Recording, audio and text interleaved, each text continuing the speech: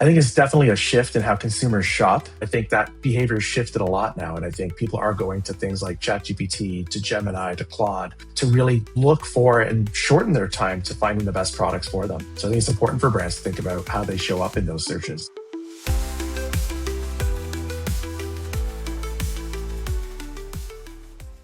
Welcome to the Profit and Proof podcast. Today, we're diving into what efficient growth actually looks like in a world reshaped by AI, platform shifts, and tighter budgets. I am joined by Niket Shah, co-founder of Accelerate Labs, former Meta operator and a private investor who has seen growth from inside the platform and now also from the brand side. We're going to unpack what companies get wrong about scaling and how AI search is changing discoverability and why efficient execution matters more than ever. Niket, welcome. Thanks so much for having me. I want to start talking about search and AI. This is a big topic that seems to come up all the time. So it's like if somebody types in like best running shoes into Gemini, ChatGPT, whatever their favorite platform is, brands want to show up. And if they don't, I feel like there's this little bit of a panic. Yeah, absolutely. I think it's definitely a shift in how consumers shop. We think about ourselves and where we look for information and where we get validation. And prior, it was going to Google search and perhaps clicking on the first link from Reddit or looking at what Google would recommend in terms of the top 2 or 3. But I think that behavior has shifted a lot now. And I think people are going to things like ChatGPT, to Gemini, to Claude, to really look for and shorten their time to finding the best products for them. So I think it's important for brands to think about how they show up in those searches. Yeah, and I have to admit, I did learn the word artificial engine optimization from you. You were like one of the first that I heard that from, and I absolutely love it. If it's like AEO, SEO, and we all love acronyms in the marketing world. I don't know why, but it's like we thrive on acronyms. So is this kind of where everything is fundamentally changing? Like what's going to happen with SEO? Yeah, I think it's an evolution of SEO. I don't want to say SEO is going away by any means, because I do think the rankings that we get from platforms like Google, Bing, and other search engines are still going to be valuable in terms of the trust that individuals find when they're looking for something. But I think AEO is absolutely the place where a lot of brands need to think about investing their time and how they think they show up in those conversations where a lot of times they can't control the experience that's taking place within these artificial engine LLMs. So how do you demonstrate that, you are a trusted brand, that people believe in you, that you are essentially the voice of trust within those conversations so that these LLMs can think of you and recommend you to consumers who are shopping for new products? Yeah, and there's so much that goes into it, which is the same as SEO. It's like the backlinks, the keywords, all of it. And now it is getting into LLM. So yeah, I agree with that. It is kind of like the evolution. And what about the advertising part of it? Have you dipped into that? Yeah, absolutely. All the platforms are kind of approaching this in a different way. I think, Claude very famously around the Super Bowl put out an ad saying they are not going to have advertising, which is very different than the stance that OpenAI and ChatGPT took, which are starting to roll it out or start testing it. But I think it's inevitable. I think even Gemini, there are early reports that in 2026, there will be ads within Gemini. I think there already are ads within the AI summaries that show up, and they do have sponsored marked underneath it. So I think this is the natural evolution of where the advertising industry will go. I think it's always about finding the right person at the right time with the right message. And I think it'll continue to be that this year. I agree. I think so too. And I understand Claude's approach, and we've seen that over time. It made me think that Super Bowl commercial you brought up made me think of Pinterest. Like when Pinterest launched, I don't know, early 2000s, it was like, we're not going to run ads. We don't really know where Pinterest is going. And like, of course, now it's like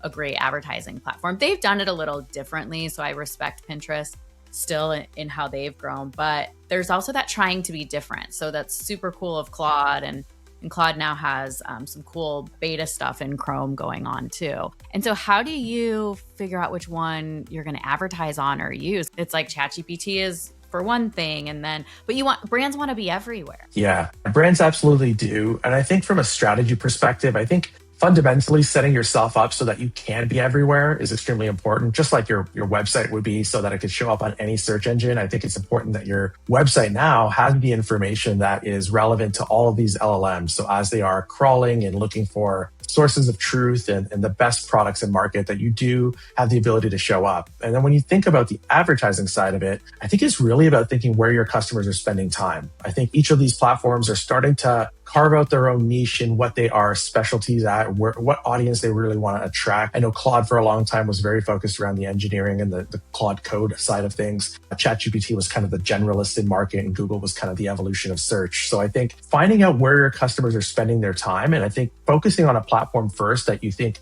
will be able to get you in front of your consumers is probably the best step. I love that. And as you're talking about getting in front of your consumers, it's really bringing me to being able to hear your platform side, right? Because I know you were at Meta, which is, I mean, props to you working at Meta on that side. I really respect that. And now you're on brand side. So, and I can hear that part of you where you're like, with the audience, meeting brands and consumers exactly where they're at. So what has changed in your perspective when you moved like from a platform to now being the operator? I think there's been a lot of change. I think definitely the velocity of information and the velocity of change has increased significantly, even from my time at Meta. I think back then it was really different digital platforms were evolving and becoming their expertise, and the token platforms in market. And you mentioned Pinterest earlier, kind of Snap, all of these kind of battling it out to figure out what their niche would be. I think since then, there's been such a rapid rise of both e-commerce, both digital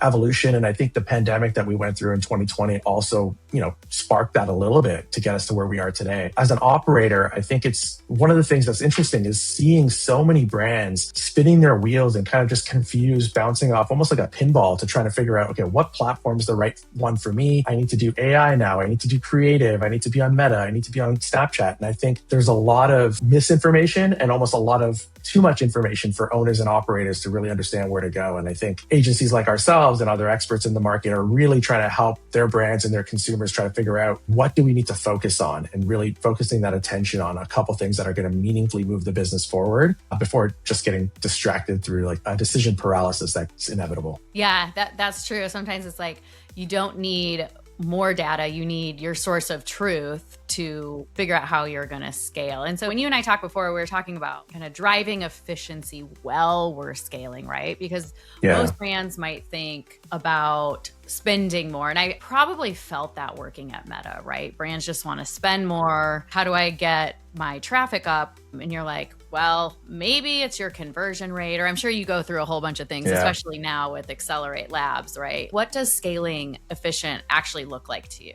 Yeah, it's a really good question. And I think it's something that a lot of brands, especially when we audit them, struggle with. I think there's a lot of chasing around this mentality of just chasing after revenue and really focus around how do we get the next customer and how do we do it at the same cost per acquisition or the same ROAS target that we're used to. And for us, efficiently means doing it in a way that's predictable and scalable. And really that comes down to making sure we're not optimizing on campaigns on a daily basis, but also cutting things that aren't working. So really thinking about like testing and iterating and making hard decisions really quickly, even though we may want a bunch of campaigns or a certain campaign to really perform. I think it's really about going back to the basics and saying, okay, how do we make sure we're profitable as we scale? And how do we make sure we're not investing dollars that are going after bad revenue, right? We're just really focusing on healthy metrics and looking at the data and doing that. I think it's really an opportunity for brands to build a healthy projection going forward. Unfortunately, we saw a lot of brands scale a ton during the pandemic and shortly after. And I think, unfortunately, a lot of those are not at the same position they were before. I think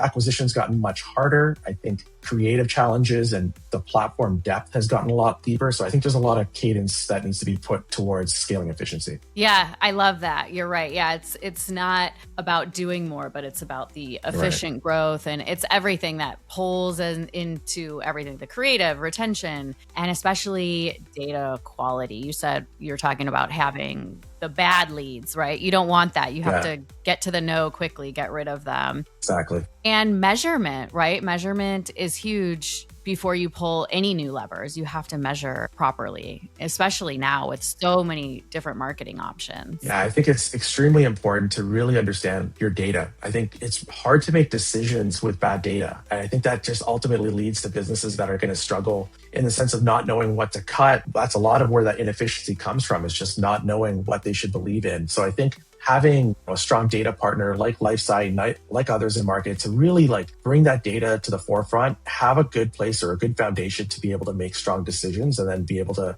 test and iterate on that as you go forward. And it's not platform bias. You know, I came from the Amazon world.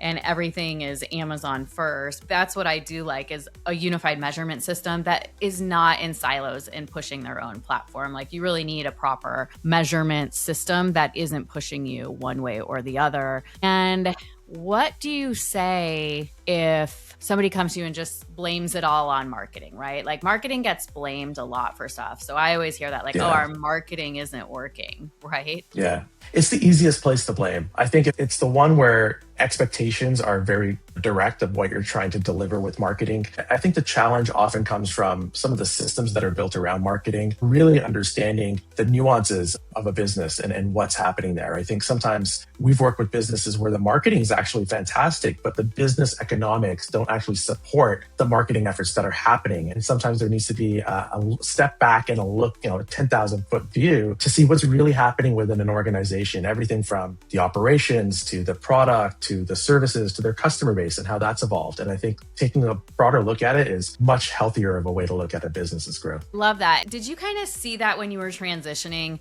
to build Accelerate Lab? What made you want to build this? Yeah, it's a really good question. One of the challenges that we saw when we were at Facebook was that there's a lot of misinformation that's circulating, but also there's a lot of brands that are really looking for support that comes from a trusted partner. And I think at that time, there was a lot of agencies at the top of the market that were servicing your enterprise level organizations. And I think platforms like Facebook and Google and others really focus on servicing those levels of organizations, those enterprise grade type clients. And there's a whole middle area, a ton of companies, millions of companies that were just not being serviced. And what was happening was there was a lack of information and a lack of trust that who they could believe in and what was happening. And we wanted to come to market to really build an outside version of what Facebook was doing, but to service the mid-market companies that just didn't get that love and support from an organization like Facebook or Google or TikTok sometimes if they're not large enough or not spending enough. So we wanted to kind of remove and shift that spend barrier to allow these organizations to get that level of support, get that level of trust, more of a consultative agency for them so that they felt like they were getting truth and answers and outcome-based marketing rather than just kind of reach and impressions that was very common in the space. I love that you recognize that you have to be spending a lot to get the account manager, Yes. to get everything to be handheld and to work properly for you. Because it can be complicated. The self-service setting up your ad platform is super intuitive and easy, but knowing how to scale and move from an SMB into pre-enterprise or where you want to go, that is where sophisticated brands need somebody who can really unbiased, I would say, lay it out for them. And then I love how then you're presenting it to them and then they can make their own decisions. Brands can still decide on their own, but you're trying to be a source of truth for them. Yeah, and I think it's important for us to remember that this industry is fairly young, right? Like this is all about 10 to 15 years old and it hasn't really evolved. The vast majority of us, myself, definitely haven't gone to school for this. I actually went to school for something completely different. So all of this is learning. What did you go to school for? Health science. I was potentially going to think about going into become a doctor or go something into the health sciences field. And a lot of that experimentation really helped in what I'm doing today in terms of digital marketing and thinking about testing and iterating. But I think a lot of people come from diverse backgrounds, which is really interesting to talk when you talk to others in this field, that no one really understands this from the ground up. And I think it's important to really humble ourselves to be like, we're all trying to figure this out at the same time, and then really find partners and platforms and individuals that you trust that you can actually grow with. And I think it's really important to kind of have that, the humble lens on this entire space. And I'm a really firm believer that, a rising tide lifts all boats, that if we all help each other, this industry, this boom will continue to grow and then we'll all have a way to succeed in it. I agree from the brand side and from the marketing side. Like there's room for all of us and let's keep learning and growing together. I would say right now is one of the most exciting times to be a marketer,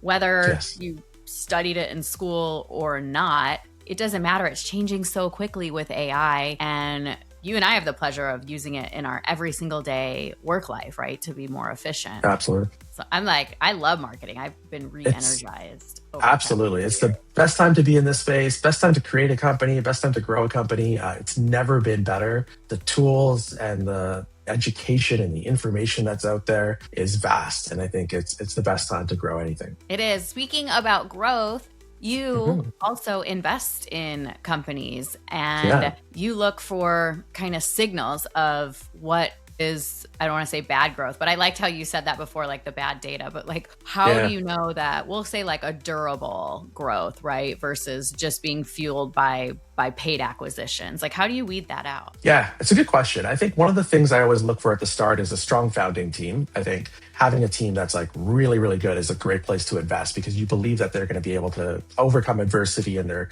curious enough to figure out problems. But beyond that, I think it's really about going deeper than just acquisition. I think we need to think about, like, I often look for brands that have communities or have built a long-term longevity with their customers where people are coming back multiple times to buy, they're engaged, they're interacting with the people that have purchased their product in the past. And I think that's a great signal of a brand that has great product market fit, but also has loyalty. And it kind of creates a moat as more competitors inevitably will come in. And we talked about it's so easy to create a business today that it creates a moat and creates brand loyalty that is very hard to build and to overcome for a lot of brands. So that's one thing I absolutely look for. And then when I look at their numbers, it's absolutely about that efficient scaling we talked about. Are they profitable? Do they have a path towards profitability? Is there still optimizations that can be done, whether it be reducing their acquisition costs, perhaps reducing the cost of their product, perhaps even reducing operations that allows them to scale and make smart decisions. So they're not struggling with any of those numbers. And I think that's also another great place to look at. I love that. I sold a business right after COVID in